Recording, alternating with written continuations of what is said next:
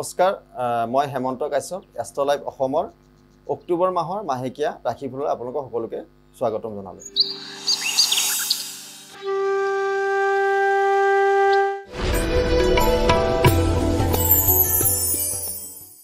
মিথুন ৰাশিৰ জাতক জাতিকাসকলৰ কাৰণে এই মাহটোৰ ফলদান।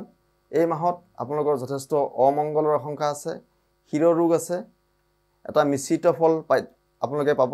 কাৰ্যত কিছুমান কৰ্মত সাফল্য প্ৰদান আছে, বাদ বিষ আহিব পাৰে, মানসিক উদ্বেগ থাকিব পাৰে, ভ্ৰমণৰ ক্ষেত্ৰত কিছু বিপদ আহিব পাৰে। সাহিত্যিকসকলৰ কাৰণে শুভ, চাকৰিত নতুন চাকৰিৰ সুযোগ আহিব পাৰে। দীৰ্ঘদিনীয়া কিছুমান আশা আপোনালোকৰ পূৰ্ণ হ'ব। ধন সম্পত্তিৰ ক্ষেত্ৰত কিছু ভয় কিবা শংকা থাকিব পাৰে। এই মাহত যদি আপোনালোকৰ কিছুমান অশুভ দুখ বা আপোনালোকৰ মাহটো যদি ভাল নাযায় তেনেহ'লে আপোনালোকে দুৰ্গাৰ নৱমী বিহিত পূজা আপোনালোকে কৰিব পাৰে।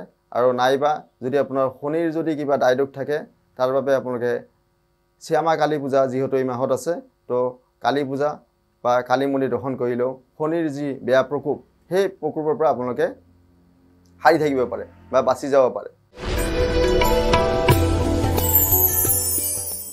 এই আছিল মাহটোৰ ৰাশিফল।